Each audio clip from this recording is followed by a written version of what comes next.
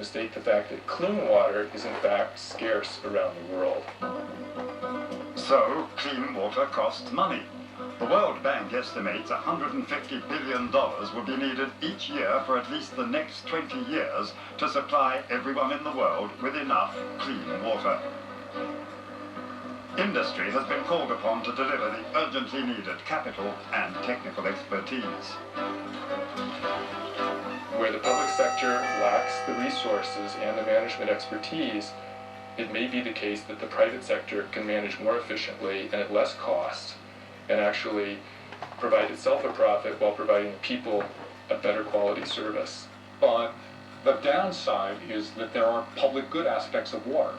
Private companies are less interested in protecting the environment, and less interested in monitoring and enforcing water quality laws, and less interested in bringing water service to the poorest populations. Multinational corporations realized long ago there were billions in potential profits to be made and rushed to secure monopolies all around the world. The French companies Veolia Water and Suez led the way. Germany's RWE is now the world's third largest supplier of water.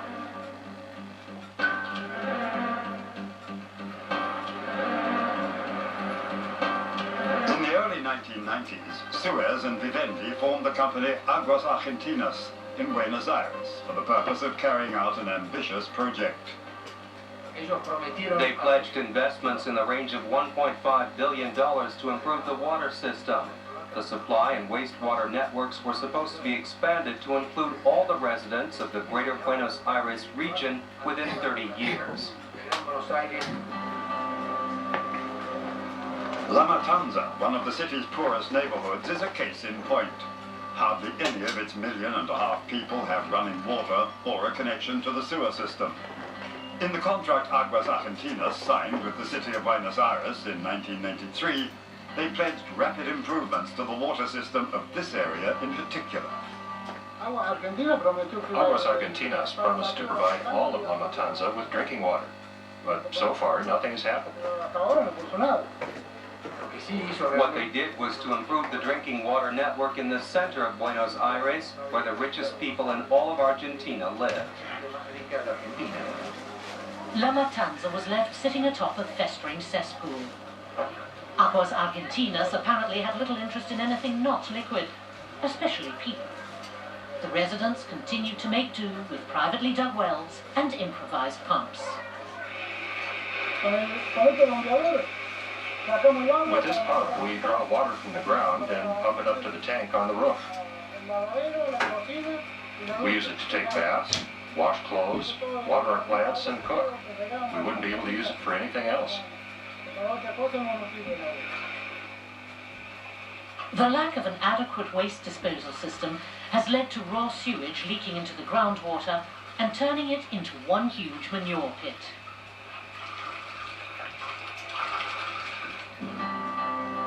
Finally, it was the municipality of Buenos Aires, and not Aguas Argentinas, that came up with the funding to drill 4 wells in La Matanza, 150 meters deep. That's how far they have to go to reach clean groundwater. Anything above that is a health hazard.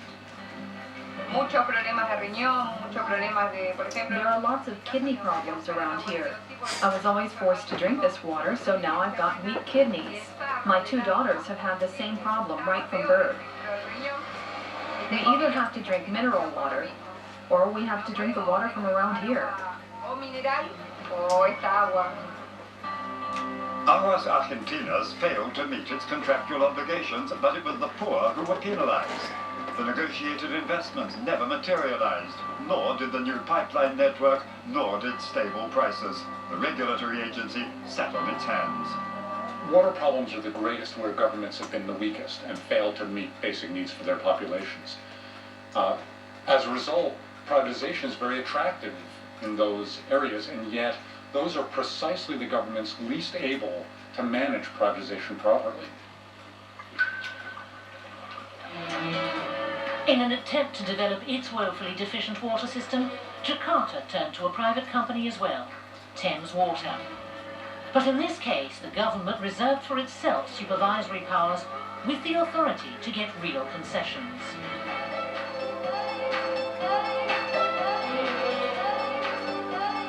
In Indonesia, usually adopted cross-subsidy tariff. So the fortune will subsidize unfortunate family. In practice, this means companies and the well-to-do pay about 20 times more than the poor for their water. In addition, Thames Water committed itself to constructing new water lines, even in the city's poor neighbourhoods. One of them is Marunda. Its population skyrocketed in recent years, and the people were helping themselves to water, tapping the pipelines illegally. The combination of more people and greater demand had led to a total collapse of the water system. Water flows better through the newly installed pipelines. Before, it didn't work quite right, and there wasn't enough for everyone in the community. But now, with the new pipes, it's flowing again fairly well.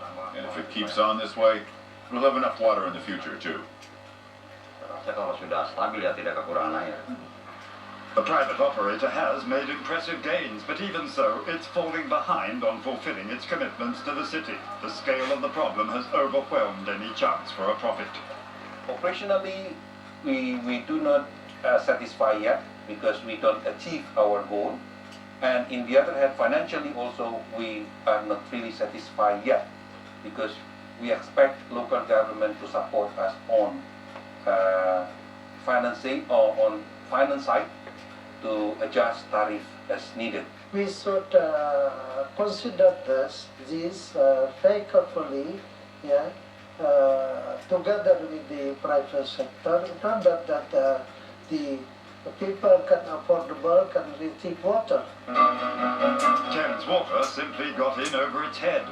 Now the company is demanding to renegotiate the contract, darkly hinting that otherwise it might quit Jakarta completely, a threat which even the powerful supervisory agency can do very little about.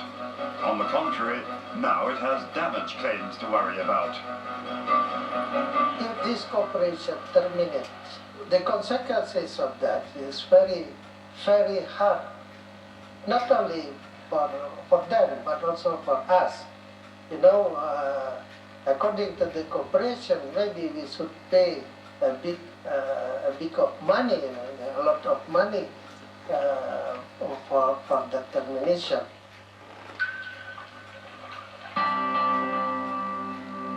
That's precisely what happened in Cochabamba. The Bolivian government had signed a contract with the American multinational Bechtel, granting it a license to supply tap water and dispose of wastewater for the next 40 years.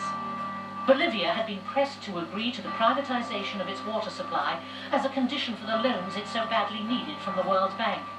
Bechtel took the opportunity to tilt the contract in its own favor. This contract was really unbelievable. Every little wish the corporation had was granted. Among other things, they were allowed to raise the rates. And that's just what they did. The first week after the contract with Aguas del Tunare was signed, the rates for people who were connected to the mains network rose by 30 to 300%. In every case, it's up to the government to decide what participation it allows the private sector, if any. So the private sector isn't grabbing anything. It's whatever the government sets up as far as terms and conditions of its water system. At the same time, the government issued a decree giving the rights to all existing irrigation systems, including all natural springs and rivers in and around Cochabamba, to the Bechtel company. Whereupon the farmers took to the streets as well, because they were afraid they'd end up having to pay for their own water and their own centuries-old irrigation systems. It took a general strike and several fatalities to force the government to cancel the contract and repeal the national water legislation. Cochabamba has to be a wake-up call to governments and to private companies that pushing privatization without adequately understanding the needs and desires of the community is going to be a failure. But for Bolivia, the matter didn't end there.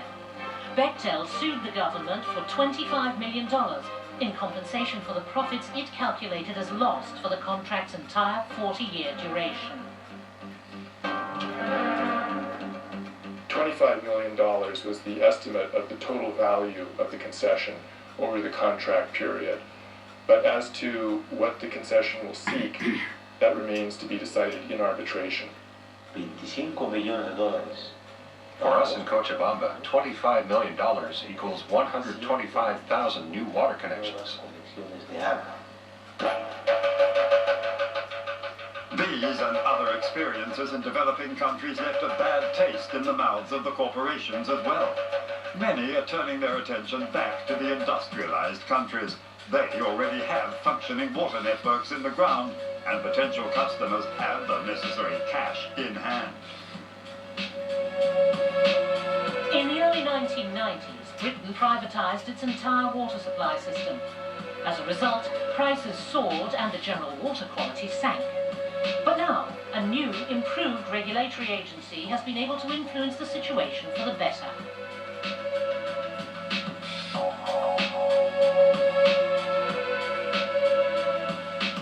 The Netherlands have prohibited any and all moves towards privatization of the water supply by law.